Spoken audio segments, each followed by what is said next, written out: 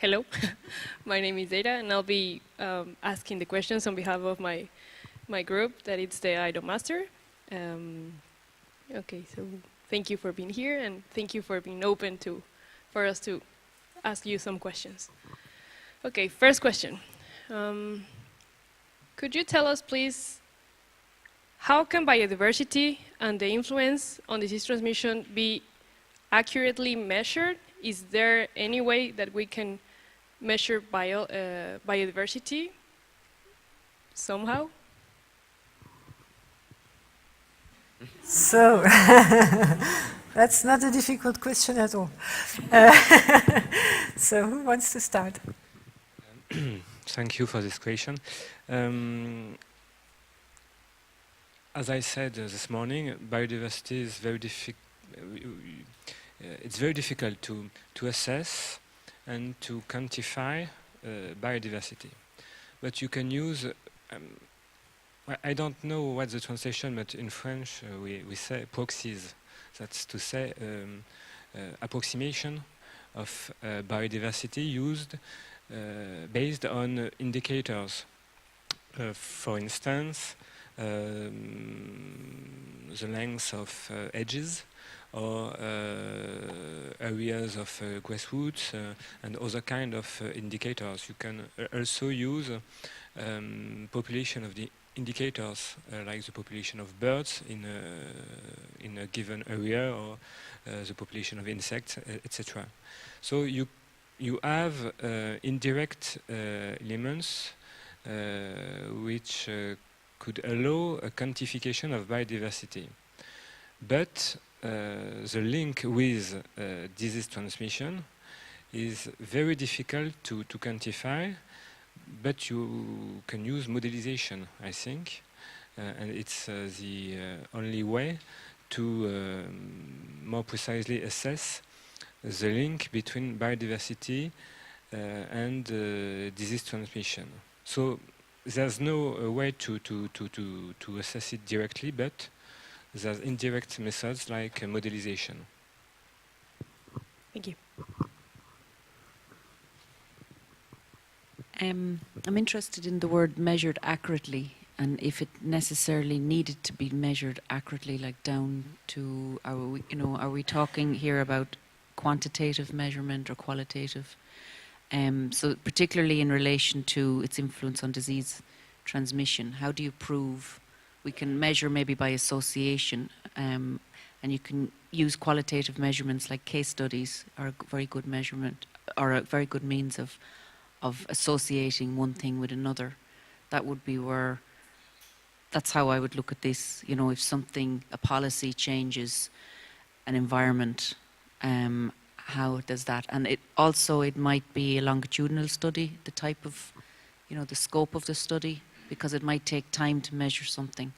It might take time for disease to emerge in a population due to some change in policy that changed the ecosystem balance over a long period of time. So it's certainly not easy. But I would definitely, maybe the word, accurately is ideal, but I don't think it's that easy. But definitely look at it from a qualitative, I would, if I was coming at this from a qualitative perspective. We all have to answer each question. I think only of you has something to say about it.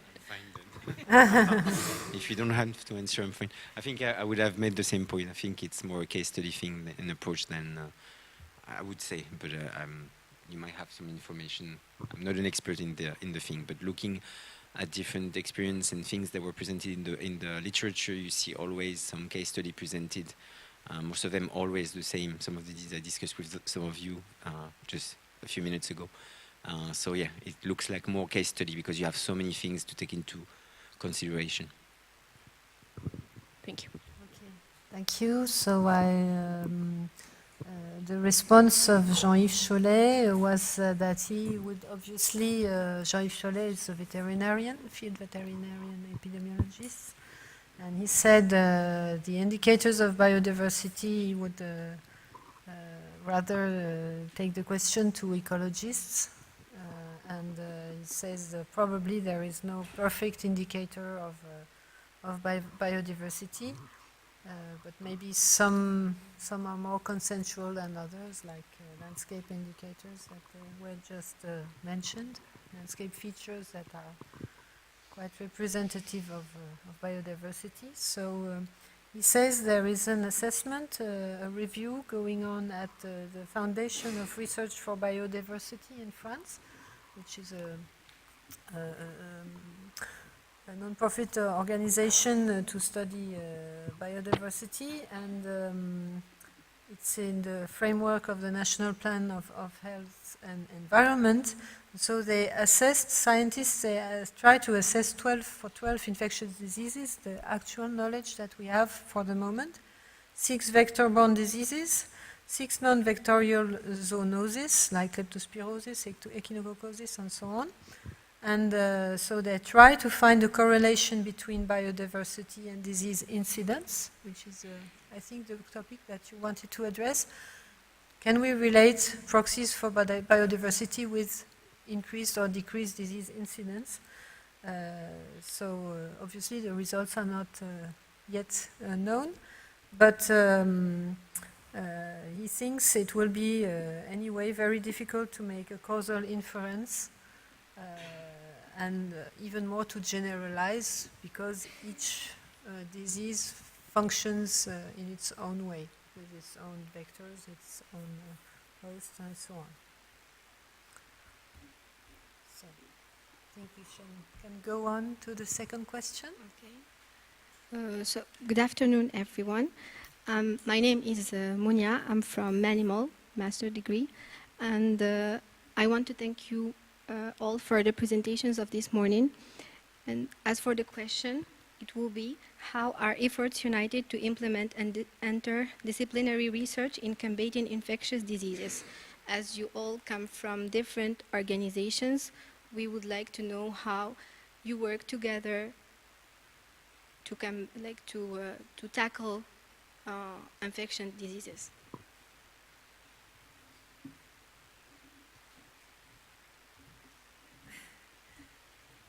Maybe Ludovic, you have the microphone. You start. It's not so easy. C'est un cadeau empoisonné. I think under One Health approach, I think there is a great sharing of information between organizations. So between WHO and OIE and FAO, we share a lot about information. We share when we have rumors of disease. So we try to be sharing information even if it's not proven yet. And then each of the organizations bring information that they have. So FAO can bring the information from the field in terms of, yes, we've seen cases, maybe there is a rumor that the lab did the testing. WHO brings information in terms of human cases. That's usually the case when you have a country that is not saying they have valley fever cases in animals, but unfortunately they have cases in humans and they have to report to WHO. So we all try to share information. I think that's the most important thing, to share information. And then at each of the levels, we try to translate information from agriculture, from veterinary science, from legislation, that we get the newest one to be able to apply control measures. The CMCH that I presented this morning is basically a joint unit between OIE and FAO. So whenever there's a crisis, OIE and FAO send the same unit. Okay, so you have an inter-organization unit that goes on the field for emergency, but WHO is also part of this unit. They are not listed as partners, but we're all doing transparency with the other organizations. Yeah, that's correct. I think I mentioned this morning about expert consultations, which is where we bring as many people into the room, and if we're doing something like a joint risk assessment, we ask the sectors, whether it's the Ministry for Health or Agriculture, if there'll be a technical group in that discussion, in that workshop, and they will be asked to bring data to inform decisions or to justify why they feel a decision is a certain way. We don't, where I work, we don't have budgets for research per se, as in we don't have budgets to go and do a research on this. So that it's very important for organisations like the WHO to collaborate with the academic sectors. So there's formal research and informal research. You know, there's data. There's a lot of data. There's actually, of course, an organisation like WHO has a lot of data, and then sometimes interns are brought in to try and make sense of the data. Just to, like we might need a question answered, and then we'll search for that in the data as it arises as we need it. But we definitely could. We had this conversation over lunch. We definitely, you know, I was saying that every year across the world, there's students doing master's degrees or PhDs, and they're looking for research questions. And we're in the sectors that need research answers, and we're not very good at bridging across. And that needs to be something we look at from both sides. One of my lecturers at in Trinity College in Dublin had at a conference in Bamako. He brought up this interdisciplinary research and described that sometimes in research we're naive experts, so we're experts within fields, but the interdisciplinary. So we talked a lot about this morning about working in an interdisciplinary manner, but doing research is even a different level again, and it's definitely something, like these type of courses, One Health, Global Health, it starts to up where you have a class of mixed, for an interdisciplinary class. It gives you good ideas for research, but it definitely needs to be advocated on both sides. We need the answers maybe, or we have the questions, or the sectors, whether they're the governments or the international organizations, they have the questions, and they should be posing those questions to the existing resources that are across the whole world in the availability of students who want to do research, and particularly research that's useful. Okay. And another way is to give public funds, to give finance to interdisciplinary research programs, for instance. But it's very difficult to have interdisciplinary research in all fields of research. But you can use funds and public funds. For instance, a few years ago, I took part to the committee board of a research program of the National Agency for Research in France, dedicated to sustainable food.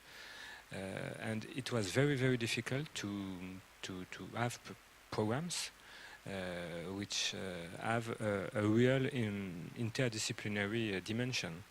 So you have also to motivate and to recognize the communities of researchers on such subjects, and to give funds in order to enhance the levels of the programs.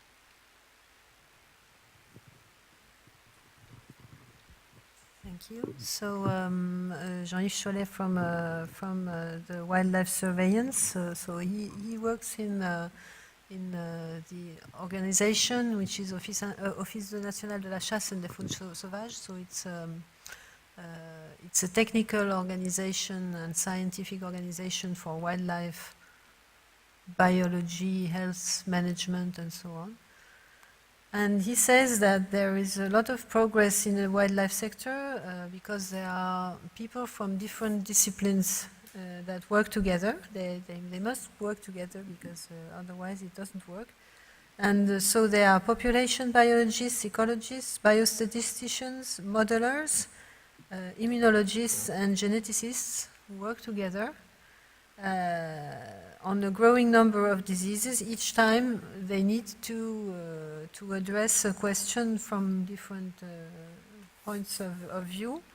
And he is surprised that this interdisciplinarity took a long time to emerge, because when you want to study nature, you have to look at these complex interactions. So for the moment, it's growing. I think it's quite positive in this way.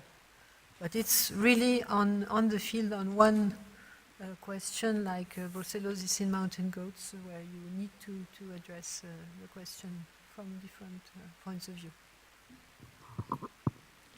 Thank you. Okay, Yes, please. go on. Third question. Okay, moving on to the third questions. Maybe still talking about interdisciplinary approach to addressing the infectious diseases that are happening across the world. There's perhaps another actor that is maybe not taken into account, but how could we involve industrial partners, and how feasible is it to attract them to participate in all these initiatives? Could it be done economically, or what is it for them in order to participate in these programs?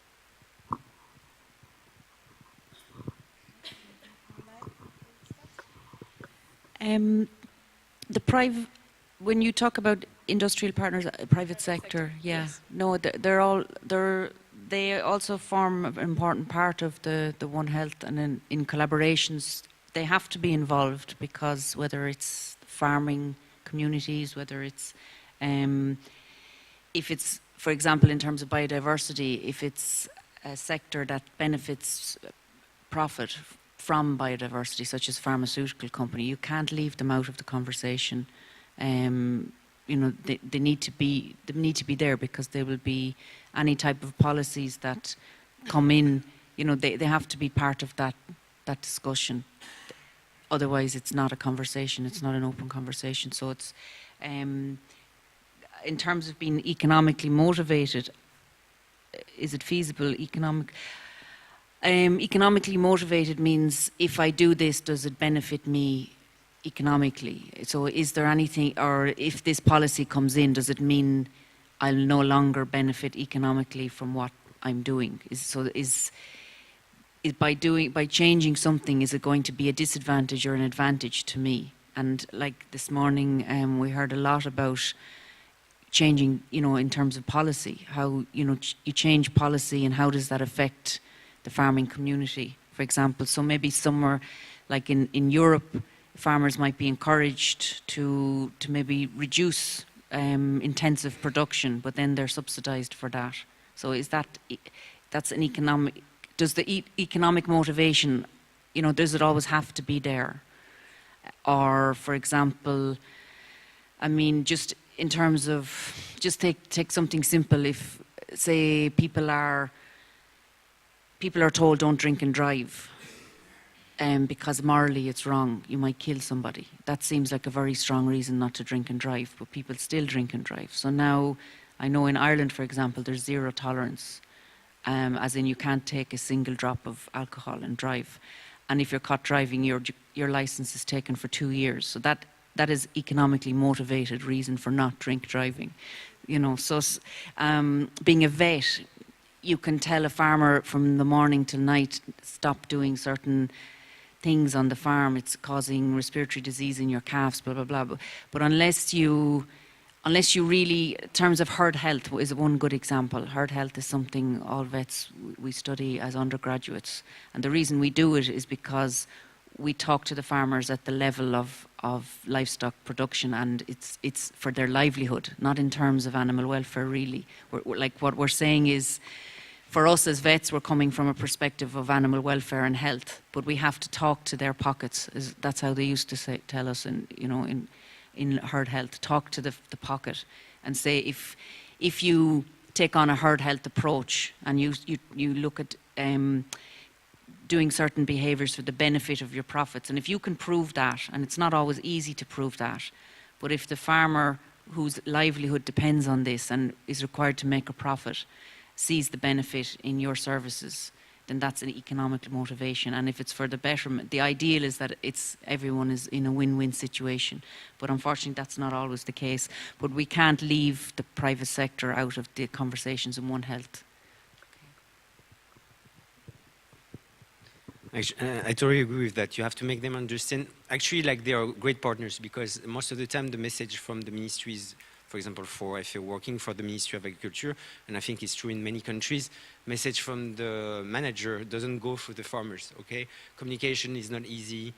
Explaining what they have to do and why they have to do is not easy because it has to come from within. So when you have a strong farmer association organization, for example, they can be huge assets for you to control the disease. They know how to do, they can advise and use the communication that is suitable for the farmers in order to be better. And I have an example of that. For example, a few years back, Côte d'Ivoire got African swine fever outbreaks. And, Côte d'Ivoire, with the civil war, the state of the Ministry of Agriculture was not allowing them to control the disease, to subsidize for animal death, to pay for culling, but they had to cull animals. They had a strong pig association in Côte d'Ivoire. They were not affected, so they shouldn't have been able to support. If you think about a selfish way of working in some countries, some farmers wouldn't have done anything. Those farmers, they gathered the money, they paid for the culling of animals in the city that was in the west of Côte d'Ivoire, and then they decided, since the ministry didn't have the money to compensate for the death of animals, to give small piglets, And it's a sign, it's good, because the farmer can start working right away. It doesn't have to buy piglets. But there was under one condition: the piglets should have been kept inside. So they were trying to push forward the biosecurity of pig farming in the country. So that's how you can have things happening. If you embark them in terms of prevention and control of disease, they might be really good assets, better assets than the vets, better assets than the ministry in terms of putting the production to a better level. Would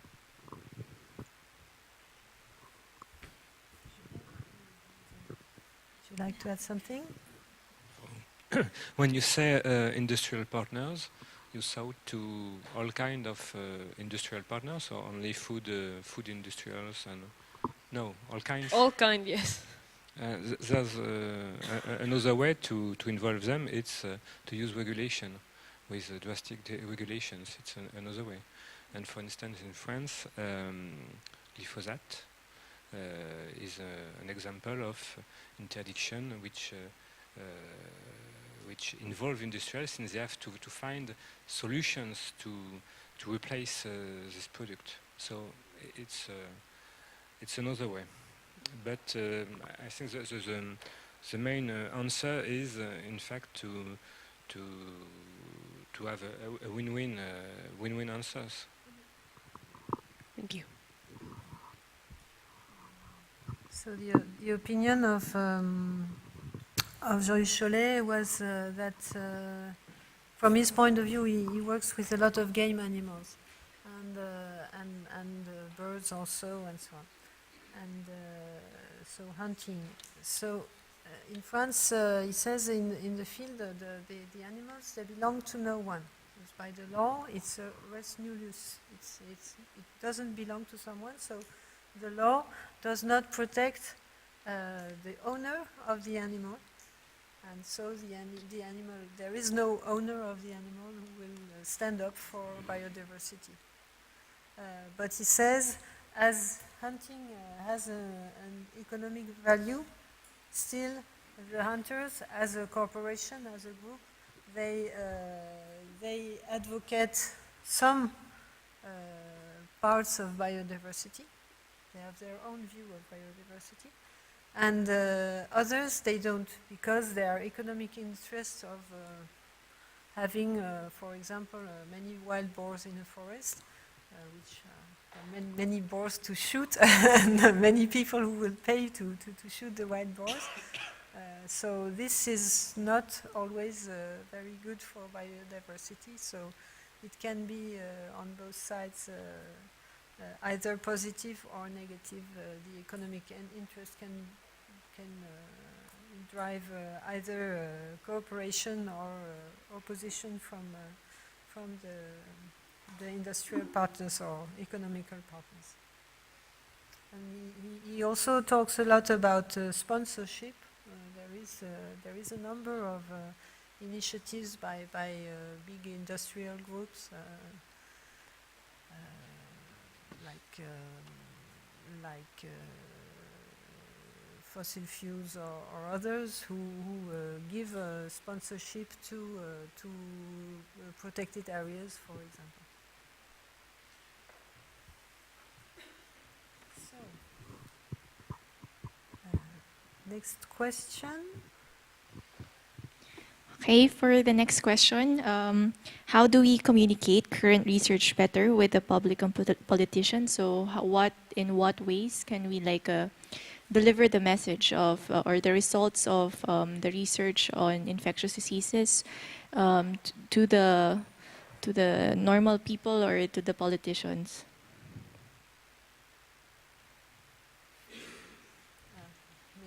Maybe I can start with his remarks, so it's not always the same way around.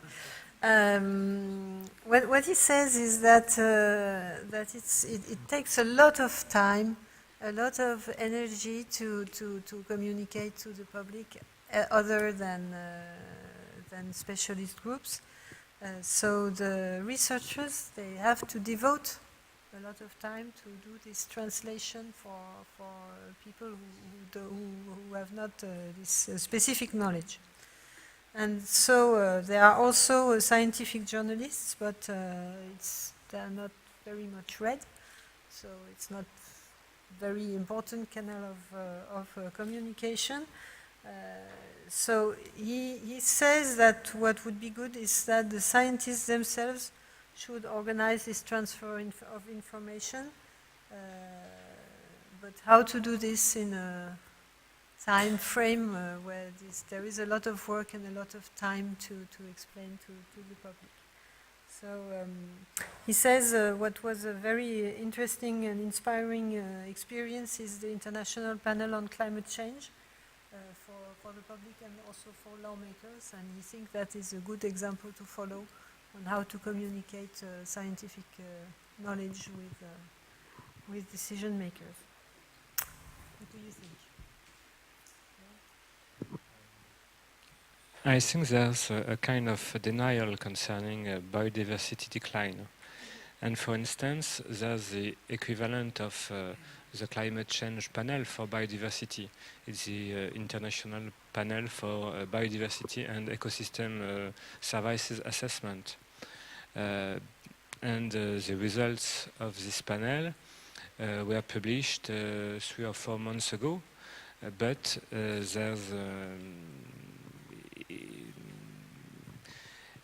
there was not the same echo than climate change panel, for instance. So I think it's due to the lack of quantification of biodiversity erosion and decline, and also because it's a long-term issue, and in fact people do not feel concerned by this issue, even if it's, I think, a mistake.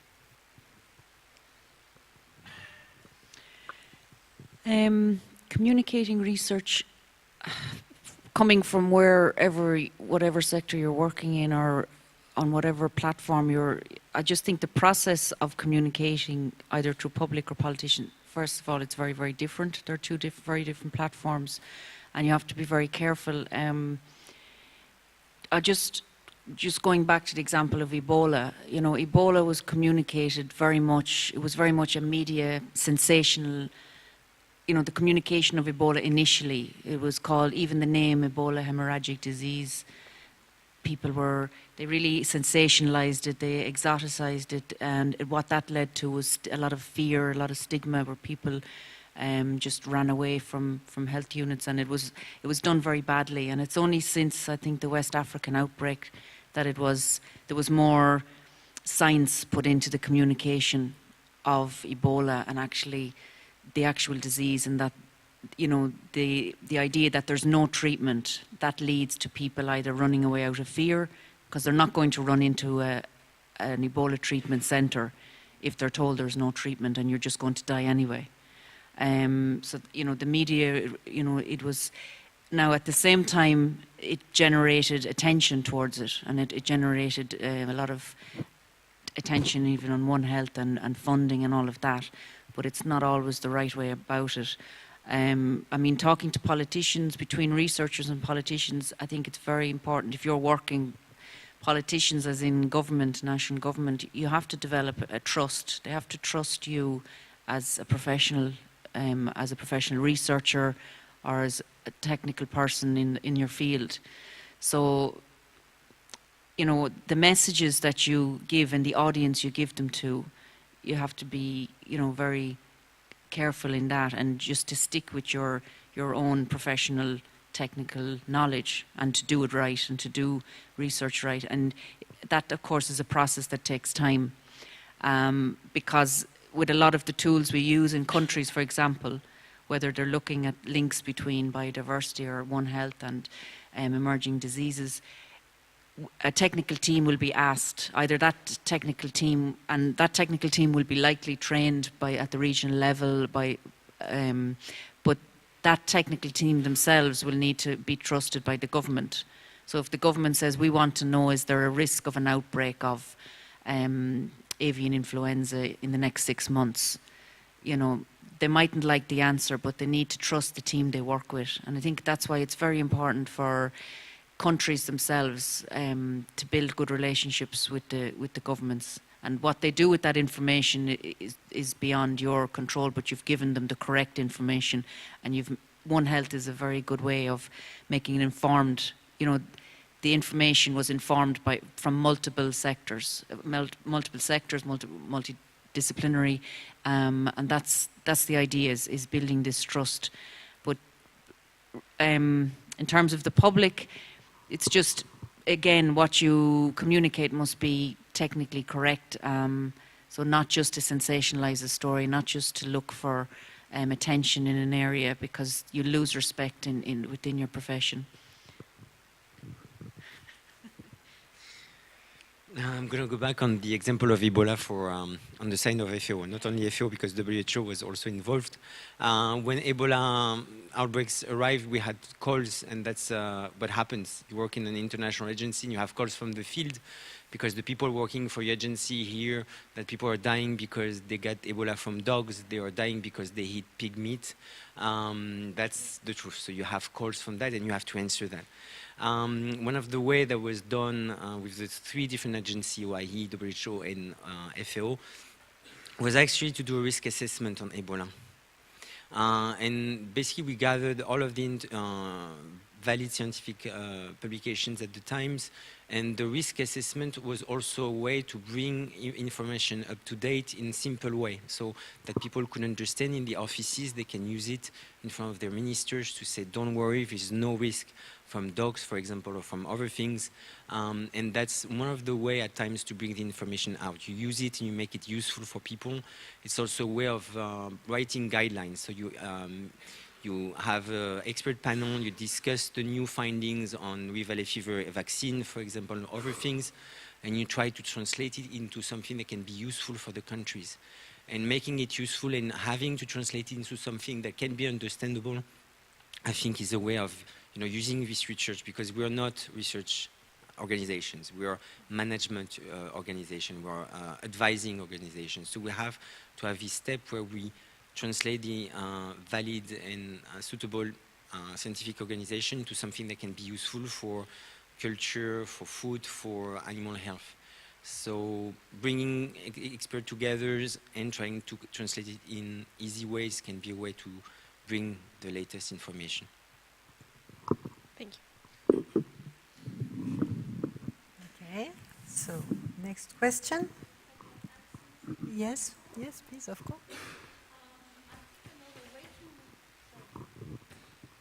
Another way to communicate research to the public, at least, I don't know about the politicians, is to get the public involved.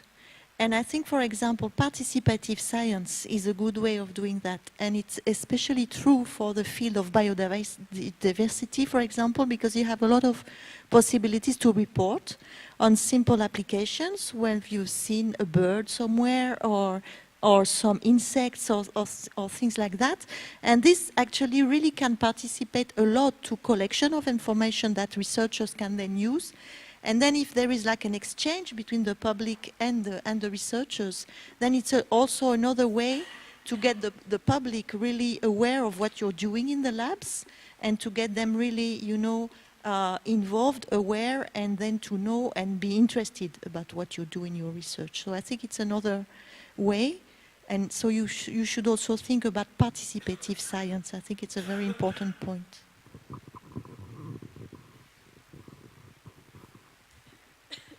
Thank you. Can we proceed? Yes? Please.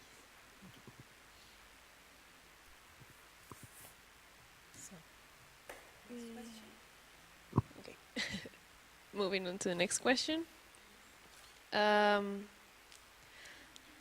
role of biodiversity regarding disease, infectious disease, is quite complex. Like you addressed this topic before in the talks in the morning,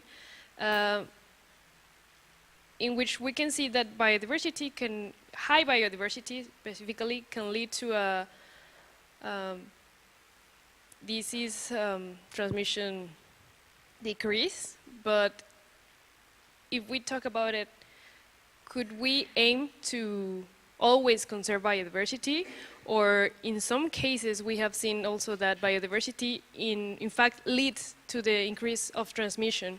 So what is the perspective? Should we always conserve? Should we always try to manage biodiversity, like in case of vector control? What are your opinions on this matter?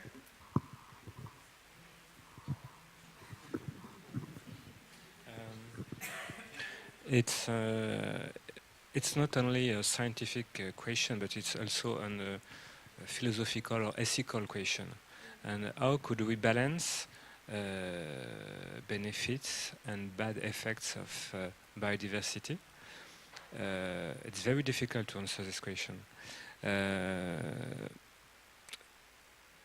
Ecosystem services assessment is one element to answer, but it's not the perfect answer. And notably in association, in non-governmental organization defending biodiversity, you have some people who say that you have not to assess ecosystem services, but to protect all the biodiversity, because all the biodiversity is necessary to the life and to our life. So it's very difficult.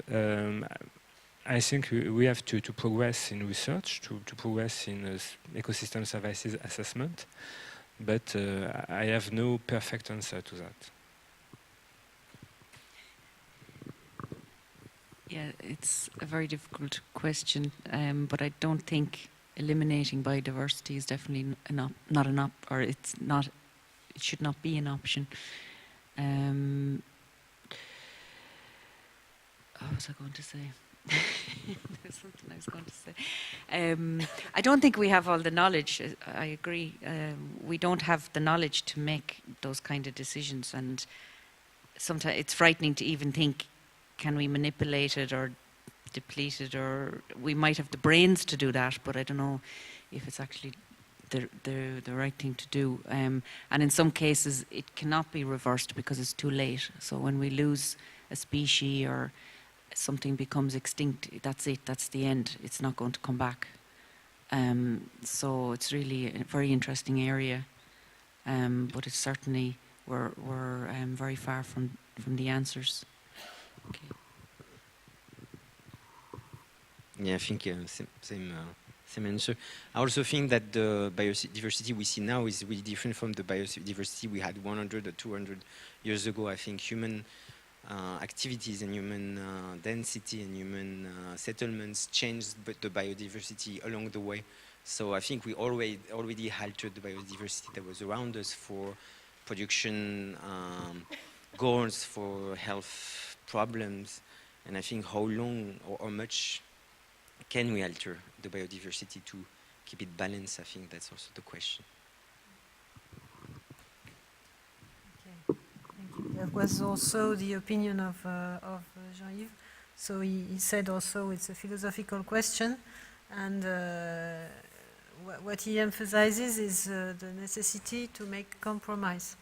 So you have an outcome which is maybe a negative outcome or a high risk.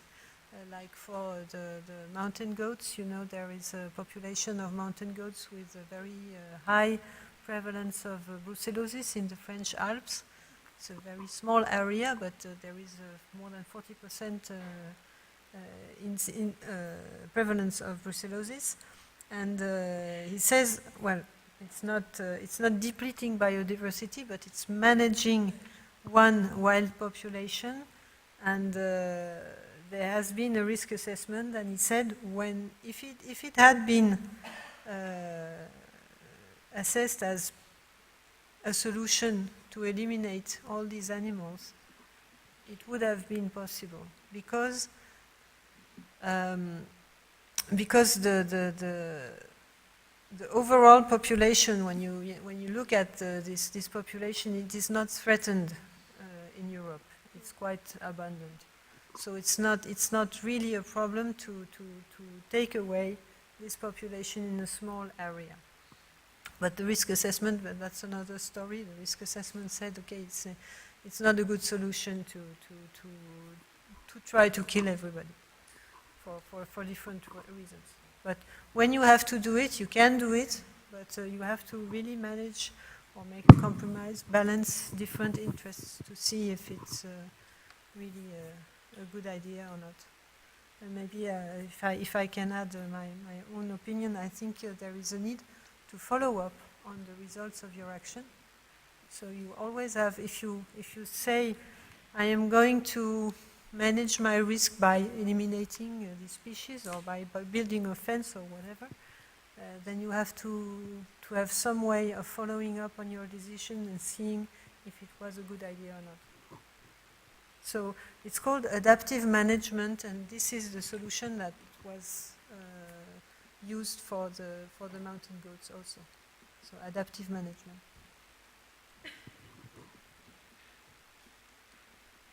Okay. The next question. How do we accommodate for an intervention across national, cultural, and socioeconomic divides? We know in some countries, some products are banned. Like I can cite an example for France and Italy. So bisphenol-containing compounds are banned in France, whereas they are not. Like the threshold level set in France is in Italy is quite different from France. That's one. And in terms of cultural diversity, if FAO or WHO is proposing an intervention, how do they adapt the intervention to fit the diversity in the culture and socioeconomic divides? Do we have different interventions for the rich people living in the cities and different interventions for people living in the rural communities?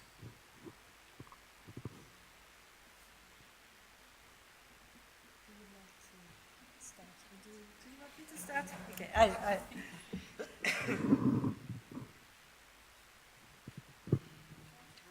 It's hard to answer these questions in terms of biodiversity. I keep going back to the disease part of it. But certainly, as I mentioned this morning, anthropologists are recognized in interventions towards emerging infectious diseases. It's recognized as a useful sector or a useful discipline to inform decisions that are made. Now, also, we have to consider that when when HQ comes through regional office to country office to implement something or to support capacity, that the people you're talking to are at the national level, and we don't go beyond that, or they don't go beyond that. So the mention of participatory research and involving communities, I'm not saying they're not brought to the table in terms of consultations, but in terms of intervention, as far as an organisation like WHO goes, is the country level, the national level, and what the country then does after that is up to the country. So, but it's very important that one health approach goes all the way from the global to the local, wherever we're standing, whether we're standing from the local, global, or the definition of global, local, of course, depends where you're standing. So it's important. It has to be. You can't bring in an intervention without considering cultural, socioeconomic, political, historical, geographical. There's so many. The context is so important to interventions, and that's why, in development in the past, they know you just can't take an intervention from one country or one place or one idea and then supplant it. And it's done. It's continuously done over and over again, and it never works because you have to take into account. So what's culturally accepted one place is not another. I'm living in Geneva, and I find beef extremely expensive. It's about $50 a kilo, so I refused to eat it. And one day I picked up meat, and I said, it's not so expensive in this shop. And I almost bought it, and I realized it was a cheval. It was a horse. So in my culture in Ireland, a horse is very much, it's part of our cultural heritage. We don't eat them. So I was shocked, but if I'm very hungry, I will consider. But you have to, because we don't even sell it. We don't even. It's not even part of. Funnily enough, we slaughter horses and export the meat, but it's not sold. So, interventions of any level have to consider the culture, and then culture is not homogenous to a country, or it's not homogenous to an area in a country. It's not even homogenous within a family, and that's a mistake that technocrats make in interventions, is that the assumption or the generalization that every ethnic group is homogenous and they all think the same and act the same and have the same values, and that's certainly not the case. So in terms of biodiversity, again, it has to be considered. Otherwise, the interventions won't be implemented, or they won't be successful.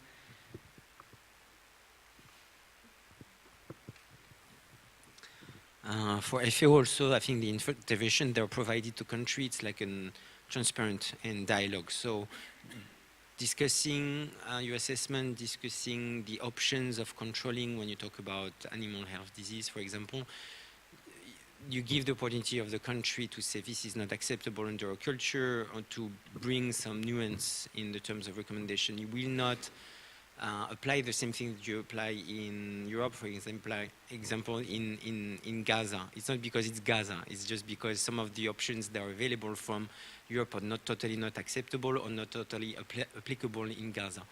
I have a good example when they had the avian influenza outbreaks a few years ago. We had experts team going and doing assessment. One of the way of controlling avian influenza is to use CO2 bags. You put the chicken in them, and they basically die because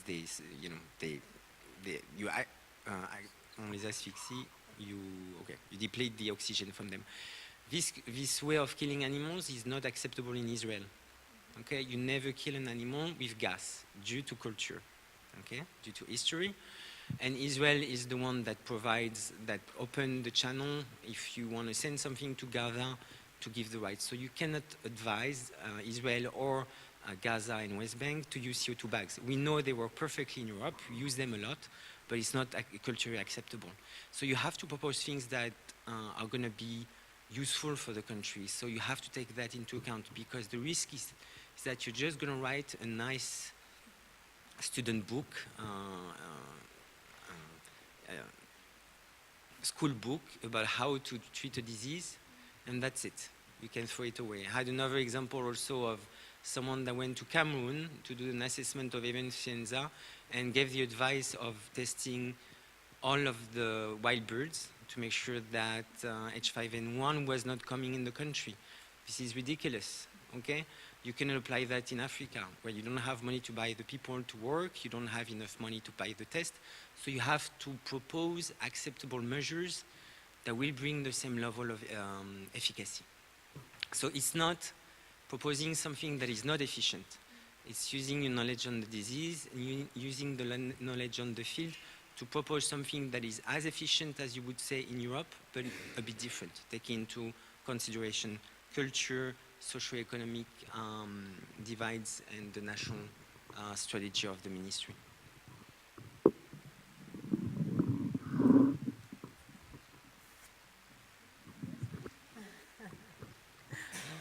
Everything was said. I think it's the most important thing is to combine social science and medical science when you build public policies and when you build intervention policies in order to integrate this cultural dimension, which is certainly one of the most important dimension to take into account when you want to succeed. In the opinion of Jean-Yves Chollet, there was also a point about education of the managers, because there are divides that are all also due to prejudice, because people just don't know about the problems. They have a very good culture in economics or in social science or things like that, manager or leader or politician, but they don't know anything about biology. So sometimes they just misunderstand, or they don't want to understand because there is some kind of rejection, because they don't know, they think they know, and it's not like they want it to be. So education would be very important. So it goes back to scientific dissemination also, what we talked about, communication, risk assessment, and so on. So we have to take all these elements and try to work together.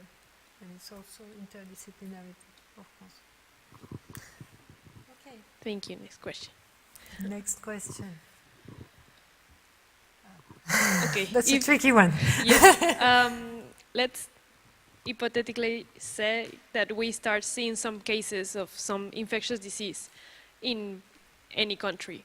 How much evidence or how big does the problem has to get in order to, like, even WHO or any other organization to initiate the response to this emerging disease?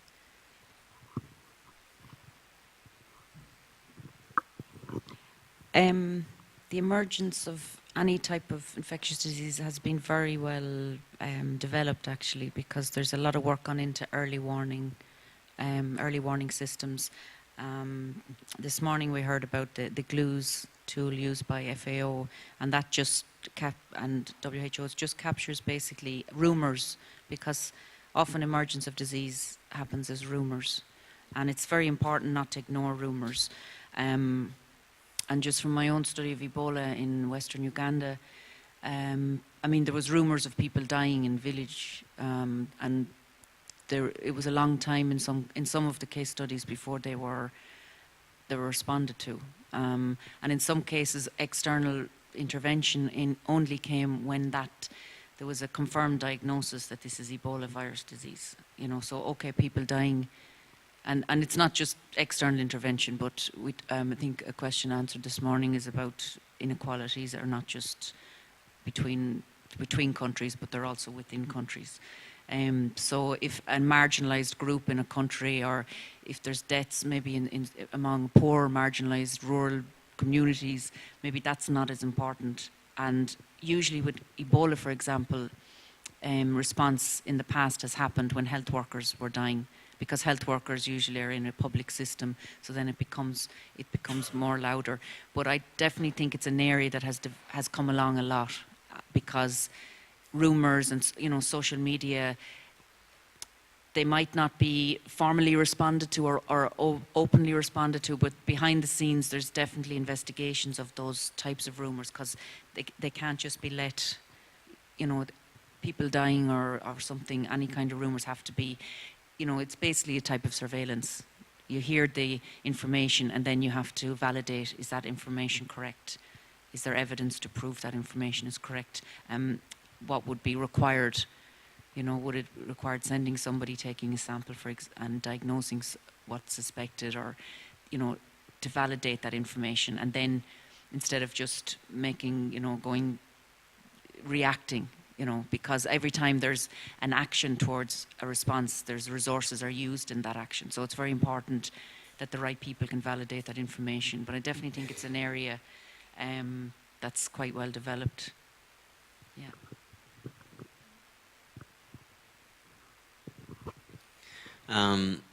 And you also have to understand that it's international organizations that have to go in countries. The country has still the right to keep the information, try to deal with the emergency. I think for WHO it's quite different, but for FAO, when we had Rift Valley fever in Mauritania, we had rumors of people dying in a small village in the desert that was totally not expecting, because the Rift Valley should be in wet, humid areas. So we were following the rumors. We couldn't send an offer, because that's basically what we do, an offer of support to the country, to say, if you need support, we're here for you, we have a team ready to do that, until the country was able to say, we have a case. You can help a country that denies having cases of disease, because it goes to hell, okay? You don't help, and you don't have any result from that. Then we had to wait, because they didn't do the official declaration to OIE.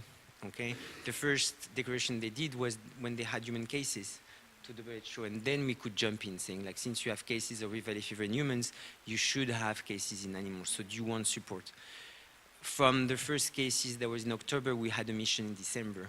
See, the system in emergency response is still depending on a lot of factors that delay the response, okay? For Rift Valley fever, that was okay, it was stuck to Mauritania. But when you see what happens for H1N1, when it started and how it spread really fast, because none of the community would be able to deploy things and act quickly on an emergency, I think we still have a long way to go to be able to answer to emerging disease at the global level, due to political factors mainly, but also organizational factors. So we still have a way, and I don't think we're ready for any real through pandemics. H1N1 was a real example of not being able to stop something that was spreading between humans, and we had the scare of H5N1, and still it happened, it spread everywhere. Thank you. So maybe there's also the point that you need to say what is abnormal mortality. So that is definitely an issue in wildlife surveillance, because so that's the point that he makes, that the real issue is to detect that there is something abnormal going on. So when do you say, I start to see dead animals? You have dead animals all the time in the field. What are abnormal mortalities? And then you initiate some kind of confirmation, investigation. Maybe you have difficulties to really get your hand on the right information, but you devote some time, and then you have to have a baseline. If you don't have an ongoing monitoring of the populations, you don't know if it's falling or rising or what is the matter. So it's a global surveillance system that is needed, with some indicators of populations, and you know which are the tendencies, and sometimes when do you see abnormal cases in wildlife, and you have the means to investigate them. So it's not really a question of a threshold, but more of means to go investigate when there is something that doesn't seem right. Okay. Next question? Yes? Okay. Hello. So thank you. My question is, can native biodiversity be manipulated for benefit of balancing ecosystems? Meaning that as there is biodiversity loss, there is also biodiversity gain. That means with anthropogenic improvement of biodiversity. So can we do that? Do you advise anthropogenic improvement of biodiversity? Thank you.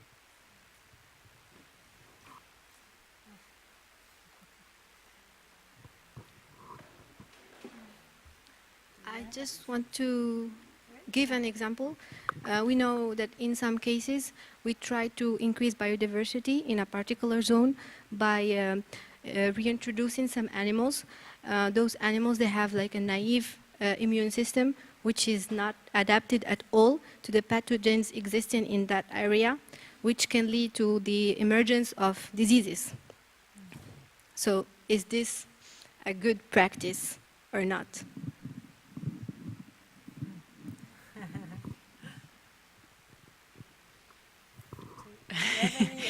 I'm just thinking I of think it's quite tricky because it's not very common to have this kind of the other way around.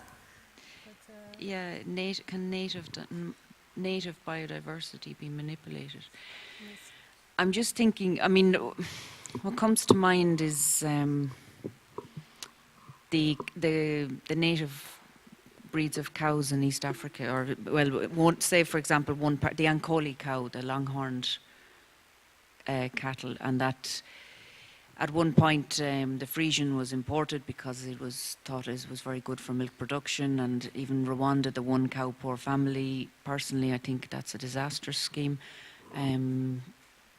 because culturally it's not for the people that are getting the one cow, it's not really their cows are not really their culture, and the animal itself involves a lot of costs in terms of time, water, food. It would be better to have a pig or something more practical. But the idea of then crossing, okay, because then the animal was brought in, the Frisians were brought in to increase milk production and food security, but then very soon it was realised that they had no immunity towards the ticks. So they were crossing them with the indigenous breed. So that's what I'm kind of thinking about here, and is that a good idea as such, that you're bringing back in well, in that sense you're mixing, but the problem is there's a big loss of the native species, and it's not about numbers, it's not just bringing in more numbers, it's the quality of the existing native species. They weren't selected genetically to have the top quality. Maybe certain people might have the top quality cows in the country in one or two tribes or one or two herds, but because genetic selection for the best breeds of indigenous cows that were indigenous to the country, those ones were never selected. They've lost, and then they were bringing in they're called exotics. They're referred to, the Frisian in East Africa is referred to as an exotic cow. They're bringing in the exotic cows. They're crossing them then to increase their immune system against the natural tick. But I think the whole thing is imbalancing. I don't think it can be done. I don't have the technical knowledge that really answer that question, because I haven't done research in that area. But just from a practical point of view as a vet, I think the idea of losing the indigenous, it's like losing seeds, it's like losing anything. It's never a good thing to do. It can never be, they're always going to unbalance the system in some way. You are not obliged to respond, I think. But in fact, in your question, I don't understand the word manipulated. You speak about the reintroduction of species. No, or it's the not, manipulation. it's not about that. For example, most of the disease, for example, if you have dense forest in one area, or many gorillas in one area, in that area, for example, there will be a source of many diseases. So if you do improvement of, for example, you create dense forest, for example, that's anthropogenic improvement. That means there is existing biodiversity and then you improve it. You cultivate many trees. And this activity is called anthropogenic improvement. So do we advise this anthropogenic improvement? From the native one, we upgrade it. That means biodiversity gain. So do you advise biodiversity gain, such kind of improvement?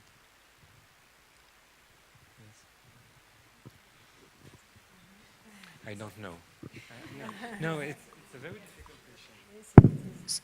So do you mean like in an area where the biodiversity, say like an area was at one time forested and then it was cleared for agriculture and then now it's being reforested and then it's like conservation, you know, is that what you're talking about?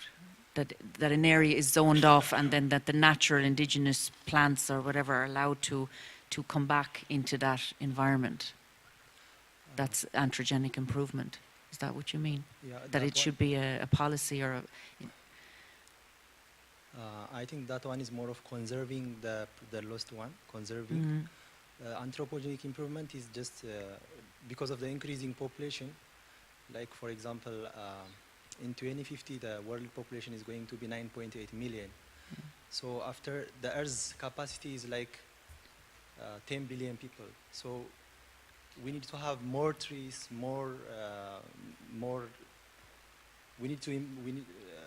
It looks like because the human population is not going to stop, it looks like we need to improve the number of forests, maybe the number of animals, everything.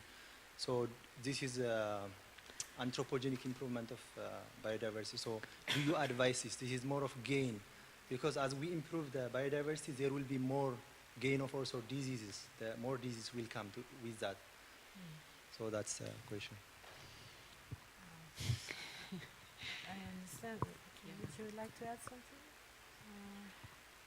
I understand now what you're saying, but it's quite a it's very interesting. It's an interesting concept, or it's an interesting approach. But you can probably answer it better than us. I think we have us stuck on this one. It's also I think it's quite typical from the view of the policymaker, that they think, okay, I have one problem here, so I have to address it. Maybe I shall plant more trees. Trees, they grow in 20, 30, 40, 50 years before you have a climax, a new equilibrium in your ecosystem. So what in reality, what happens is that an area is managed by a number of stakeholders, by a number of decision makers, and they work together, they make decisions, they make compromises, they can implement policies to make, say, to sow flower beds near the fields to have more pollinators, for example. You know, you take a field of wheat and you say, I want more biodiversity, so I will make strips of flowers on the margins of the field. So that's a kind of manipulation, like you say, to balance the ecosystem. But each time you are at a local level where people take decisions or not, and they compromise the management of encroached things between what is cultivated or what is really man-made and what is wild. There are lots of things in the wild that are managed by humans. So when you have a natural park, like in Africa or in Europe or everywhere, often there is some kind of organism who decides how it will be managed. Do we take away the shrubs from the forest? In the forest, do we clean it to have less wildfires? It's a big debate in California for the moment. And so is it a good thing? Is it a bad thing for biodiversity, for disease, for water management, and so on? So it is a multi-criteria decision. It has a cost. It needs to work. So some are very work intensive, others they just live their life. But when you say I want to improve my fields with, I don't know, with birds in the fields, and so I shall manipulate my fields and make them bigger or smaller, or with trees or anything. Each time it's a compromise. And so it adds up in a country or a continent, but in the end it's always the people who decide in one setting what they do with the wildlife, because it's manipulated daily. There are hunters, there are people who do the forest, who plant forests. In France, there are only 25 hectares of forests that are not managed. They are fenced in the south of Paris, and I think it's now 100 years, it has just been looked at because it's a research plot to see what happens when we do nothing. And that's only 25 hectares in France. All the rest of the forest in France is managed. So you have foresters who plant, who cut the wood and so on.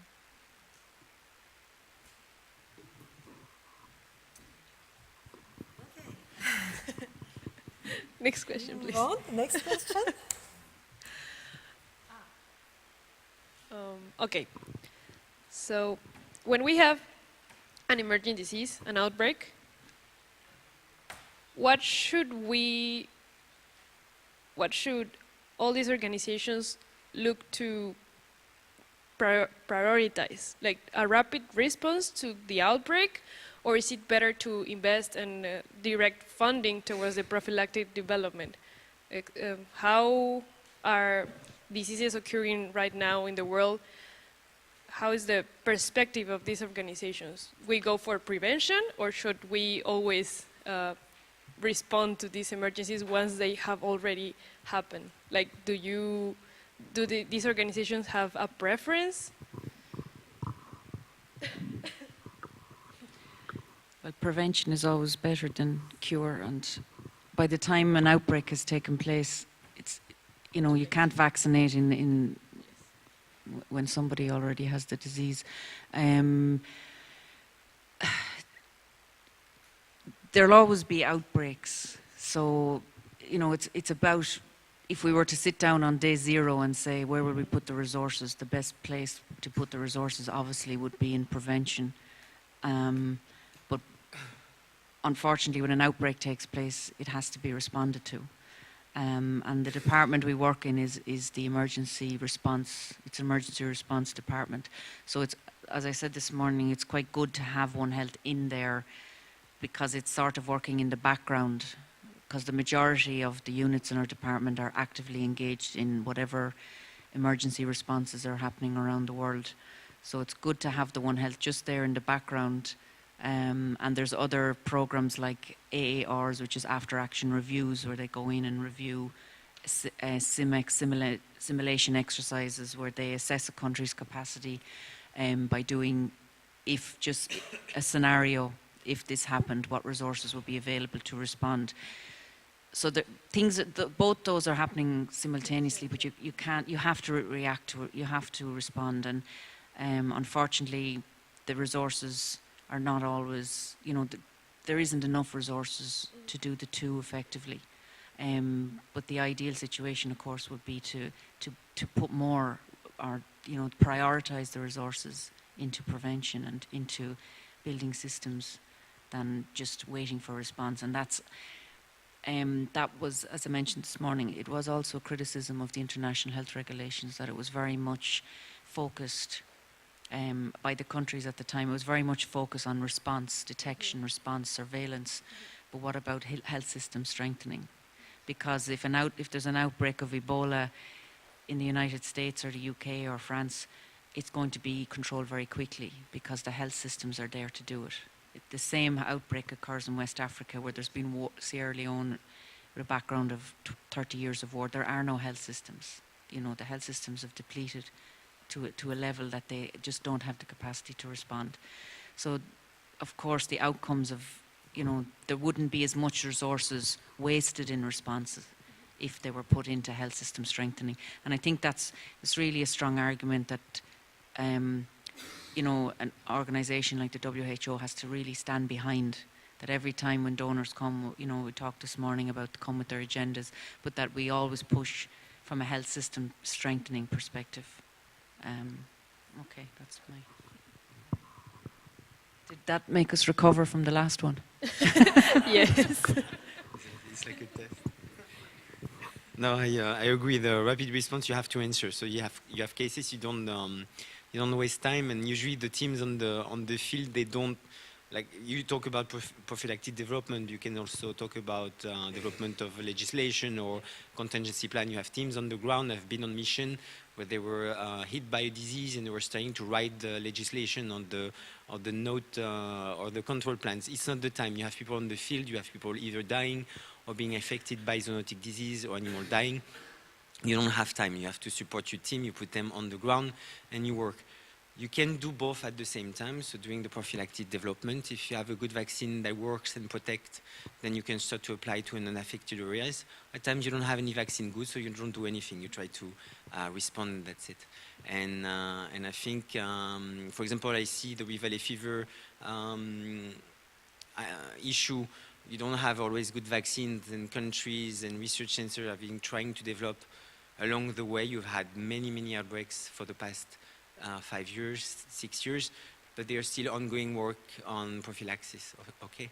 Knowing also that vaccine for me is not the answer to everything, so you have to have a robust system, the vet system has to be robust, and at times when it's not robust enough, you might do worse trying to apply a vaccine that it doesn't work really well than doing nothing. You also have to think about the socio impact of your action. So if you start vaccinating during an outbreak and the vaccine caused a disease or symptoms in animals and the farmers start losing the next generation of animals, then you lose the credibility for your response, but also for future actions. So it's highly complicated. It's just not having the vaccine and putting in the animals. It's way complicated. Thank you. I'm afraid we have very little time left. There is one last question. I don't know, Julien, maybe you would like to answer this. We have a last question about local disease intervention.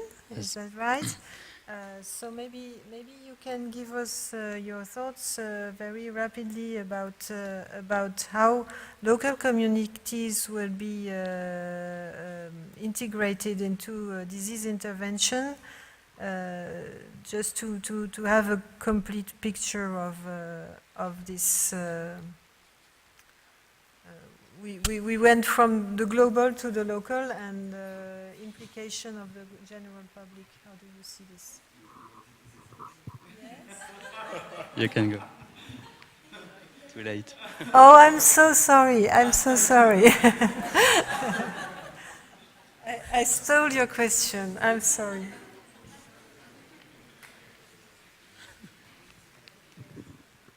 You sure?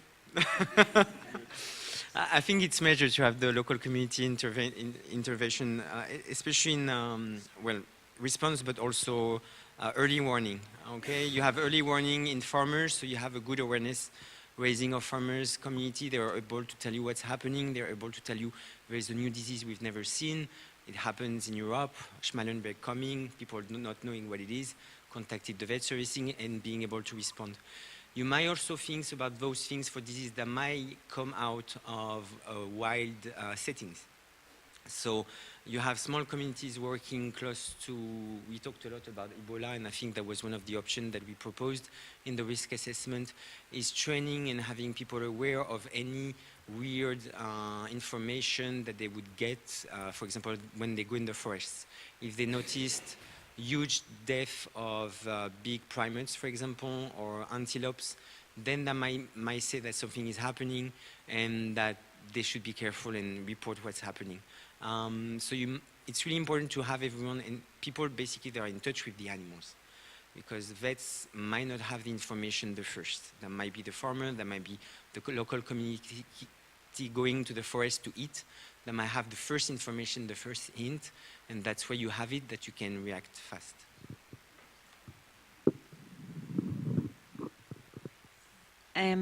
The involvement, the local voice is very important in all disease interventions, and I'm not going to say it's done because it's the ideal, and that's why anthropology is quite interesting, because it looks or it listens or tries to understand or make sense of local perspectives. It involves local perspectives into understanding disease, because especially maybe with outbreaks, it's very much focused on the outbreak itself and on the response, but not on maybe the period before the outbreak or after the outbreak, when everyone packs up and goes home, and the situation for the local people, whether it's the frontline health workers or it's the local community who suffered from this outbreak, that their voice is longer heard. And there is a dichotomy even between the level of ministries and central to local level within countries as well.